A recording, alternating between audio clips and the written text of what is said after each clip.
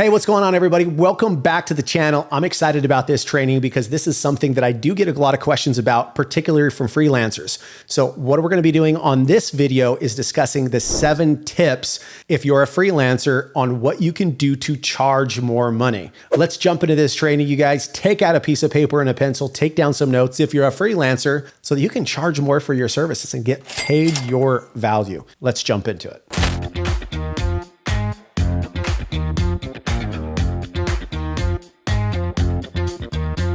All right, you guys. So step number 1, we're going to break down these tips step by step. So first and foremost, if you're a freelancer and somebody approaches you about doing some work and they ask you what your price or what you actually charge, stop telling people your hourly rate. It is not doing you any good. All of the customer is actually hearing is what your hourly rate is. If you're expensive, all they're hearing is the actual price. They're not attaching the value of what you actually provide. So step number 1 is stop telling people what your hourly rate is. It's actually killing your business and it's preventing you from charging a lot more for the value that you're actually bringing. Tip number 2, when somebody asks you what you actually charge for what your pricing is, tell them this. Great question. It really depends on the scope of work, depends on the demands and the needs of the business owner. Let's jump on a call, understand what you're actually wanting to accomplish and what you need to see have happen as a result of this work being done, and we can discuss a price that will work for both of us. Just give them that, you guys, and trust me, when it's in their best interest, when they hear to themselves, hey, let's discuss a price that obviously works for you and will help you to reach what you want to accomplish.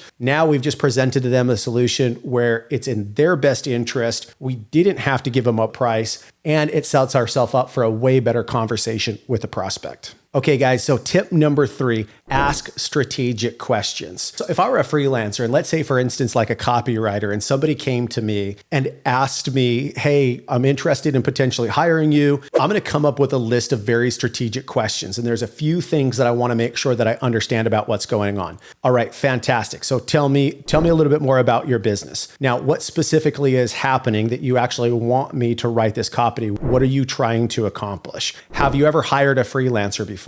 How long have you been trying to get these emails done? I want to ask strategic questions that give me the insight as to where the business owner is at currently, how long they've been struggling. Once again, that's important.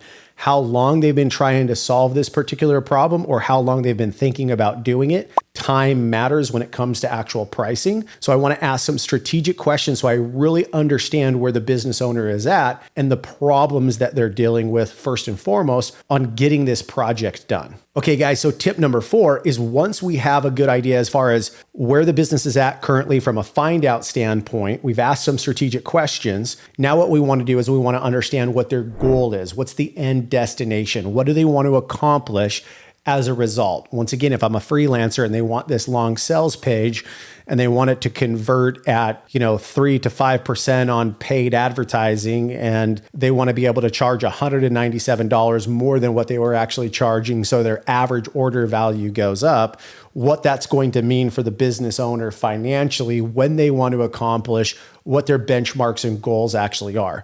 So once we've asked strategic find out questions, now we want to ask strategic goal setting or what they want to accomplish as a result of the work that you're actually doing as a freelancer. Step number 5 is to evaluate if you can actually help that person accomplish their desired destination. So if there's expectation issue, those need to actually be addressed right there on the conversation. If you have experience as a freelancer and you're 110% confident that what the prospect or the business owner or the person that's looking to hire you, that you can help them to accomplish their end destination, now you're in a good position to be able to talk about pricing and to get into why you're confident in the price that you're about to give to them and why it should make sense to pay you to actually do that work. Number 6 kind of goes back to the goal setting stand. We want to make sure that we understand what the actual outcome of them reaching those goals specifically is. So in other words, if they have an email list, and let's say I'm a copywriter of like 100,000 people and they want me to write 30 to 40 basically emails that increase their email conversion rate by, let's say, 5%, and with a list of 100,000, that's going to bring in an additional additional $100,000 in revenue for the business. Now we actually know what the complete outcome is. So you need to be ready to ask strategic questions and make sure that you know what the outcome is and if you can actually deliver on that outcome.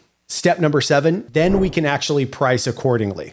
So let's say if we have a good idea of where the business is actually at and what they want to accomplish and the value proposition, so to speak, of what it means to them if they accomplish the task that you're giving to them or that they're asking you to do, then what you can do is charge accordingly. So let's say, for instance, you normally charge a couple $100s an hour. You could write these 27 emails, within, let's call it 7 hours. Normally you'd get billed $1,000. If you just found out that the business has the ability to drive an additional $100,000 in revenue, and you know that you have the capability and skill set to drive that kind of revenue, I'm going to present to them a plan. Hey, super simple. Here's what I think you can accomplish based off of what I see inside of your emails. As an experienced copywriter, you should be able to drive an additional $100,000 in revenue. My fee for this, typically for these types of projects, I just charge 10 grand. It's going to be a fraction of what you're obviously looking to accomplish. What I typically do is I charge half up front, and then I charge the other half off of actual completion. So there's a number of different tactics on how to go out there and lay out your price point. But the point is, get away from charging an hourly service and start pricingly according to the outcome of what the business owner wants to accomplish with the confidence that you can actually deliver. So if you'll go through those processes, now there's a handful of additional things that come to that, but if you'll just start there by asking strategic questions, know what the business owner wants to accomplish, and understanding the outcome of you executing your freelance job, you're going to be at 10 times in a better spot to charge way more for your products and services versus just giving somebody an hourly rate. If you have questions on this, as always, comment below. Hopefully you found this content helpful, and we will be seeing you on the next video.